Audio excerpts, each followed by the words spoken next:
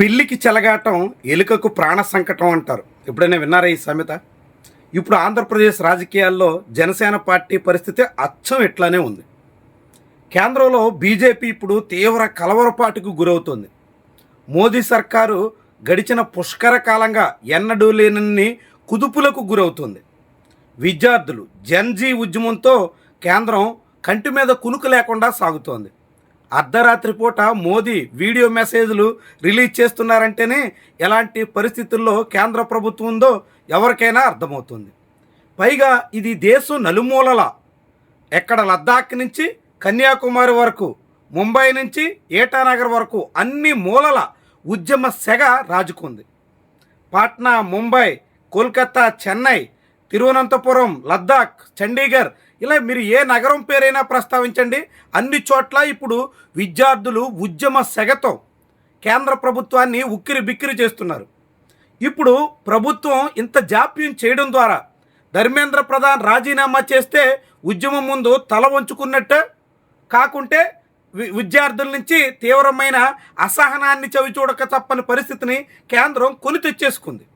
ఎప్పుడో ఈ ఉద్యమంలో శాంతియుతంగా చల్లార్చాల్సిన బదులు చాలా నిర్లక్ష్యంగా వాళ్ళు ఏం చేస్తారులే అన్నట్టుగా విద్యార్థుల ఉద్యమం పట్ల మోదీ సర్కారు తక్కువ అంచనా వేసి బోల్తా పడింది. కాక్రోచ్లు ఏదో చిన్నపాటి ప్రభావం చూపిస్తాయనుకుంటే చాలా తీవ్ర స్థాయిలో ఇప్పుడు పుట్టి ముంచేసేదాకా వెళ్తున్నారు. అందులోనూ బీజేపీకి బలమైనటువంటి ప్రాంతాల్లో బీజేపీ కుటుంబాల్లోనే తిరుగుబాటు సాగుతోంది. దీంతో మోదీ సర్కార్కి చాలా తీవ్రమైన కలవరపాటు అయితే మొదలైంది. దాని తాలూకా ప్రభావం జనసేన మీద ఖచ్చితంగా పడబోతుంది. ఒక్కసారి బీజేపీ బలహీన పడితే ఏ క్షణాన్నైనా చంద్రబాబు తన నాలుక మడత పెట్టేసే అవకాశం ఉంటుంది. ఆయన తీరు మార్చేసుకోవడానికి సర్వవేళలా సిద్ధంగా ఉంటారు. ఏ క్షణానైనా ఈ గూటి నుంచి మరో గూటికి మారిపోవడానికి చంద్రబాబుకి పెద్ద సమయం పట్టదు. కానీ అలాంటి పరిస్థితుల్లో సనాతని అని చెప్పుకున్న పవన్ కళ్యాణ్కి మాత్రం అవకాశాలు చాలా నామమాత్రం. పైగా బీజేపీ జెండానే, వాళ్ళ ఎజెండానే పూర్తిగా భుజానెత్తుకున్నటువంటి పవన్ కళ్యాణ్ ఏపీ రాజకీయాల్లో మళ్ళీ ఒంటరి పాలైపోవడం ఖాయం. బీజేపీ 0.5% ఓట్లతో ఏపీలో ఉన్న పార్టీ. అలాంటి పార్టీ ఇప్పుడు దేశవ్యాప్తంగా ఎదురుగాలిలో కొట్టిమిట్టాడుతుంటే ఆ ప్రభావం పవన్ కళ్యాణ్ పార్టీకి కూడా ఖచ్చితంగా తగలక మానదు. ఒకవేళ ఇలాంటి పెద్ద ఉద్యమం తాకిడి నుంచి బీజేపీ గట్టెక్కిన, మోదీ ఏదో రకంగా నెట్టుకొచ్చిన, ఆంధ్రప్రదేశ్లో పసుపు జెండా పలుచునయ్యే కొద్దీ, తెలుగుదేశం పార్టీ మీద ప్రజల్లో వ్యతిరేకత పెరిగే కొద్దీ, రాష్ట్ర ప్రభుత్వం మీద వ్యతిరేకత బలపడే కొద్దీ దాని తాకిడి కూడా తొలుత జనసేన మీదే ఉంటుంది. ఇటీవల చూడొచ్చు, అనేక అంశాల్లో రాష్ట్రంలో ఎవరికి ఎక్కడ ఏ సమస్య వచ్చినా తొలుత పవన్ కళ్యాణ్ని నిలదీసే పరిస్థితి వచ్చింది. చంద్రబాబు తను ఇచ్చినటువంటి హామీలు అమలు పరుస్తారో లేదో అనే సందేహం చాలా మందిలో ఉండింది.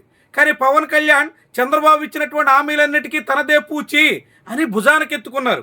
బహుశా ఇప్పుడు ఆయన భుజాల నొప్పి అనేక రకాల కారణాలతో వచ్చింది. కానీ ఆయన చంద్రబాబు విధానాల్ని భుజానకెత్తుకోవడం వల్లే తీవ్రమైనటువంటి సమస్య ఎదుర్కోక తప్పని పరిస్థితి వచ్చింది. శారీరకంగా భుజాల నొప్పికి ఆపరేషన్ చేయించుకోగలిగిన, రాజకీయంగా ఆయన భుజాల నొప్పికి చాలా తీవ్రమైనటువంటి పరిహారం చెల్లించక తప్పని పరిస్థితి ఉండబోతోంది. ఇలా అక్కడ బీజేపీకి ఎదురుగాలి తగిలినా, ఇక్కడ చంద్రబాబుకి జనాల నుంచి వ్యతిరేకత మొదలైన అన్నింటి ప్రభావం తొలుత పవన్ కళ్యాణ్ మీదే ఉంటుంది. ఎందుకంటే అట్లా ఈయన ఆ రెండు పార్టీల్ని తన బాధ్యత, మొత్తం వాళ్ళ ఎజెండాలే తన లక్ష్యం అన్నట్టుగా సాగారు. అట్లా ఆయా పార్టీలకి ఈయనే పూర్తిగా స్పోక్స్ పర్సన్ అన్నట్టుగా వ్యవహరించారు. ఆయా పార్టీల తరపున పూర్తిగా ఒకల్తా పుచ్చుకున్నారు. ఇట్లా అనేక కారణాలతో పవన్ కళ్యాణ్ మాత్రమే ఆంధ్రప్రదేశ్ రాజకీయాల్లో పక్కాగా బలిపశువయ్యే దిశలో పరిణామాలు ఉన్నట్టుగా అనేక మంది అంచనా వేయడానికి ఈ పరిస్థితి ఆస్కారం ఇస్తుంది.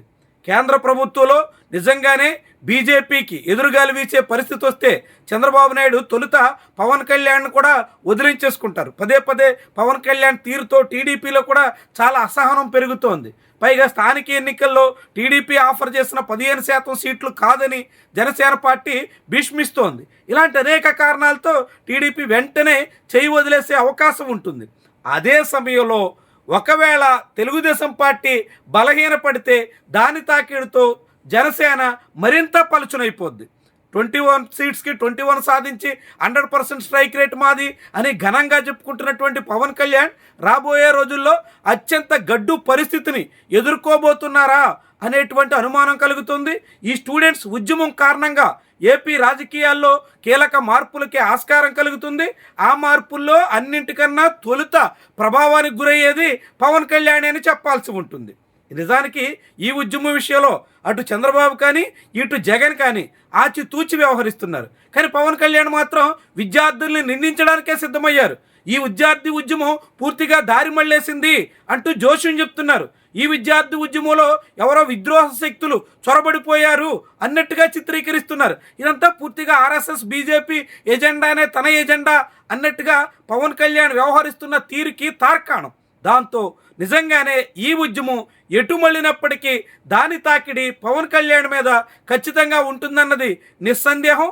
రాజకీయంగా పవన్ కళ్యాణ్ అనేక గడ్డు స్థితిని ఎదుర్కోక తప్పని పరిస్థితి ముందున్నదన్నది ఎవరు విస్మరించలేనటువంటి వాస్తవం.